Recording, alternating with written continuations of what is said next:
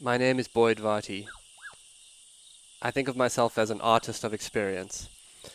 My passion is to create transformational experiences for myself and others as a way to explore what it means to truly live. My central exploration is to live on what I would call the track of your life.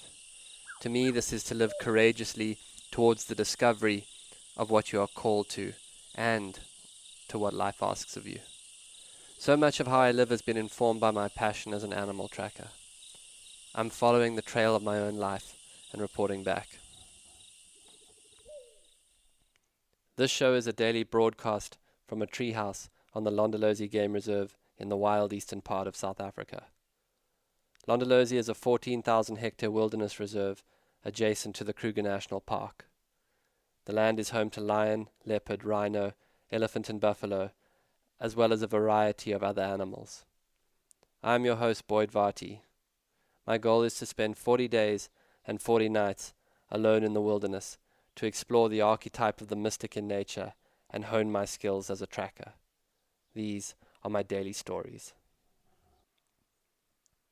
Day 30, the first track, journal entry.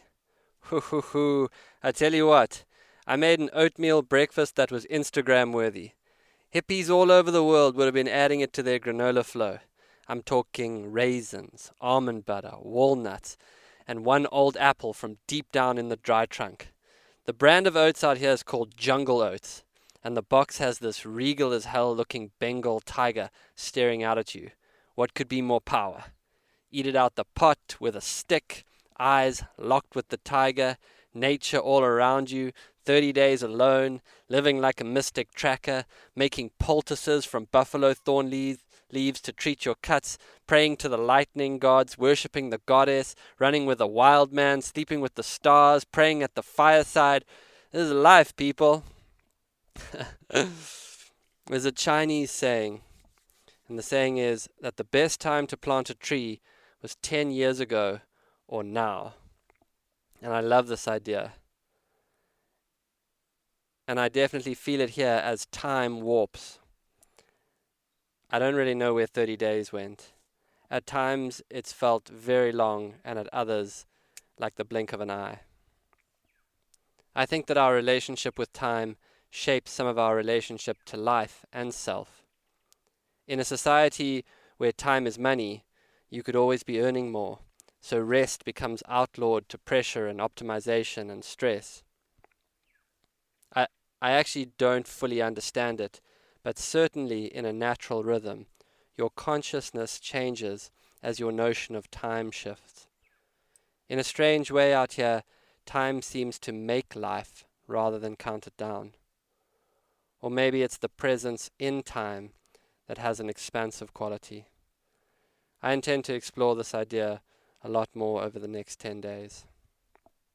In braiding sweetgrass, one of the definitions that she uses for being native is that you think of future generations in everything you do. Well, that's certainly a way that time could change us tangibly. One thing that I am struck by in the quote, "When is the best time to plant a tree, 10 years ago or now?" is how, even with this experience, there is something incredibly powerful about just starting now. It will be the value of starting 10 years ago in the blink of an eye. So if you didn't start 10 years ago, just start now. The company, the piano, French, just start. I've been scheduling and rescheduling this experience for years, and if COVID gave me one thing, it was to cut the crap and start. As trackers, we talk a lot about the first track. In a huge wilderness, the lion could have gone anywhere. You have no idea where the next 5 hours might take you. You have no idea how the path of the tracks will play out. And you don't need to. All you need is that first track, and then that next first track, and then that next first track. The willingness to start and let go of where it's going into the next track of action. In the coaching world, I've sat with so many people who've said to me, when they have the whole plan, then they will make a change. When in fact, what we find is that people who create transformation in their lives, the most transformation in their lives, are the people who consistently make small changes every day without a grand plan. How do I make this feel a little better every day starts to create changes. Find small starts. First tracks. Best time to start? Now. Carl Jung had an idea that he referred to as circumambulation. And the idea is that you exist in your full future potential as a future self. And your life is to try and realize that future self's potential. And the way to do that is to really pay attention to what brings you to life in this moment. You make the future self by paying attention to what truly grabs you with feeling of aliveness now. He also said that as you circumambulate, you move towards, but also around your future self. And he says that as you do that, you will see patterns and themes, and those themes should show you something about what's very core and essential to you. Like for me, all through my childhood, I was obsessed with books and spirituality. In early adulthood, I became a writer and a seeker. Then I started meeting healers and became interested in anyone who knew how to create healing. And if you look back over your life, you will see that there are themes that continuously emerge, themes to your unique Venn diagram.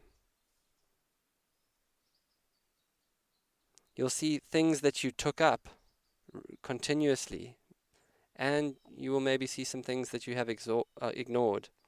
You see all of this as you spiral through time towards your highest future potential. Writers really understand the need to start. I would say that as much as 70% of getting a book out is starting, and each day stepping towards a first track and then another first track. I remember being totally frozen as a 24-year-old, starting work on my first book. I just couldn't see how anything coherent would come together. My editor, the brilliant Betsy Rappaport, would just say, "Spew. We don't need to know how or where any of it goes. Just spew." She knew the way of starting. Shucks, a first track on a book can be buying a notebook and starting to make notes, making notes on your phone. I remember I once spent a week watching Anthony Bourdain shows, one after the other.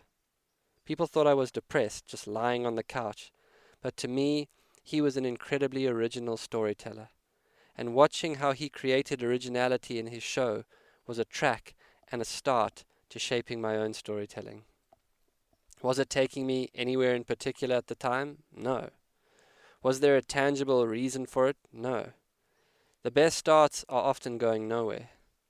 But energy was moving towards my future as I watched him be so himself. And now I'll tell you, anytime I'm walking through the world, I feel Bourdain there drinking scotch irreverently beside me, saying, "There's storytelling gold here, just remember, it's probably back in the greasy kitchen and not in the fine dining area." Or, "Go for the character, not the facade." Well, that's what he says in my head. I will tell you something, friends. When I was 23 and the seeds of being interested in the art of personal transformation were taking root, I started down a path. I sat in every circle of healing and transformation you can imagine. I sat in weekend retreats, Zen koan workshops, AA gatherings, ayahuasca ceremonies, life coaching circles, grief seminars, church gatherings, Navajo sweats.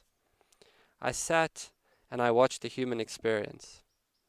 I saw loss, resurrection, pain, relief, suffering, abuse, reconciliation, faith, blame, grief.